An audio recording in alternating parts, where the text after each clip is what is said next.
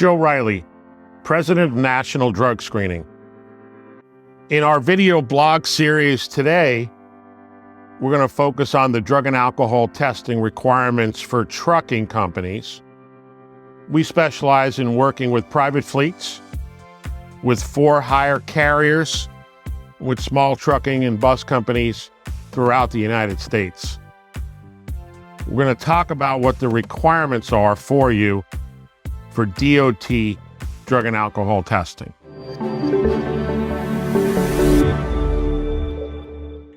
In this video today, I'm going to talk about the DOT requirements for drug and alcohol testing for businesses regulated by the Federal Motor Carrier Safety Administration, or FMCSA, specifically the trucking industry and the bus industry. And for those that have trucks and buses, you are required to have DOT drug and alcohol testing if you have drivers with CDL licenses that operate commercial motor vehicles on public roads, and those vehicles either one are 26,001 pounds or more weight rating, two, transporting passengers 16 or more, including the driver, or three, vehicle of any size transporting hazardous materials and required to be plate carded for those hazardous materials. So it's important to make a distinction between your CDL drivers that operate in one of those three criteria that I mentioned and those that may operate a box truck or a pickup truck, something smaller than 26,001 pounds, or not transporting hazardous materials. Those drivers are not subject to DOT drug and alcohol testing requirements, and those drivers should not be given a DOT drug test. It's important to do DOT drug testing when it's required, and when it's not required, it's important to do non-DOT drug testing. For DOT drug testing, if you're using a paper custody and control form, it will say the word federal on the top of the form. Do not use that form if the driver does not meet one of the three criteria that I mentioned. The vehicle's over 26,000 pounds weight rating. The vehicle is transporting hazardous materials and needs to be plate carded, or the vehicle's transporting 16 or more passengers, including the driver. So a 13-passenger van would not qualify for DOT drug and alcohol testing. So what's required? Well, there's a list of things that are required for an employer that has truck drivers or bus drivers to be in compliance with the DOT drug and alcohol testing regulations. You need a policy. You need a written policy that's distributed to your drivers. You need employee education about the regulations and about the harmful effects of drugs and alcohol that is distributed to your drivers. You need supervisor training for those supervisors who supervise your drivers. That supervisor training is a 2-hour program. It's for reasonable suspicion determinations and reasonable suspicion drug and alcohol testing. You need to be able to provide to a driver who tests positive a list of substance abuse professionals, because that driver who tests positive must be removed from your covered position, must be removed from driving that commercial motor vehicle, and must go into a program with a substance abuse professional, commonly called a SAP. As the employer, it's your responsibility to provide the list of SAPs that employee can contact From there, it's up to the employee. It's up to your driver. Now, do you have to fire that driver? That's your decision. Can you keep that driver on board? That's your decision. The driver cannot operate the commercial motor vehicle until they complete the program with the substance abuse professional.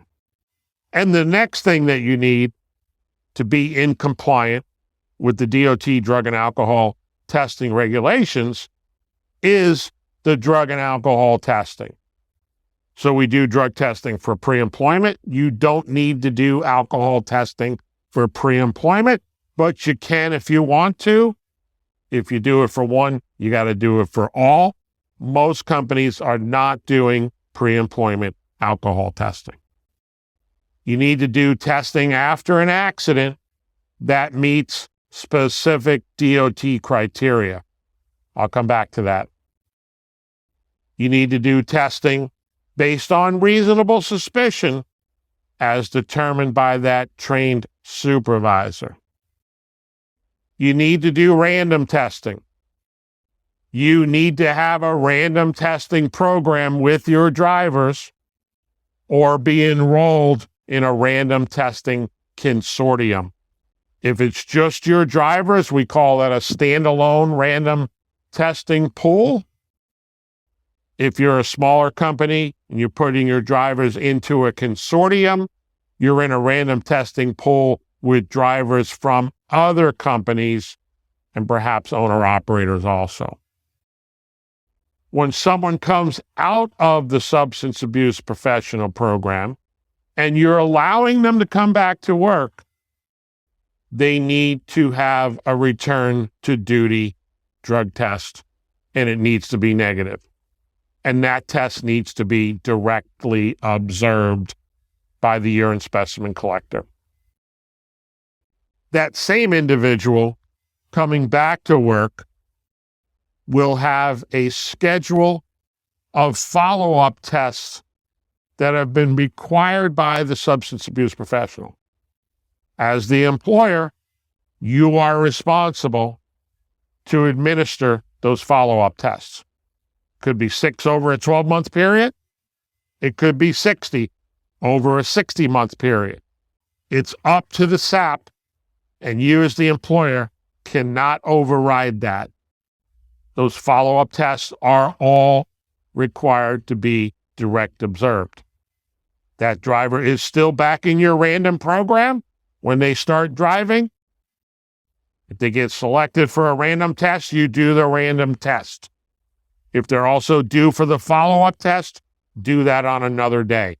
The random test and the follow-up test are not one and the same. If you're bringing a driver back to work, or you're hiring a driver that came out of a substance abuse professional, and they need the required return to duty test, in that case, that can also be the pre-employment test. So you wouldn't need to do both tests. The return to duty test can satisfy the requirement for the pre-employment test. Now, I mentioned post-accident testing. This is one of the most confused areas because the DOT post-accident drug and alcohol test is only required when certain criteria is met. So what is that criteria? This is often misunderstood. If the accident doesn't meet this criteria, it should not be a DOT test. Maybe your company policy requires a test after any accident. So if the accident doesn't meet this criteria, do a non-DOT test. So what's the criteria? Number one, there's a death involved in the accident. There's a fatality. Someone dies. You always are required to do the DOT drug and alcohol test.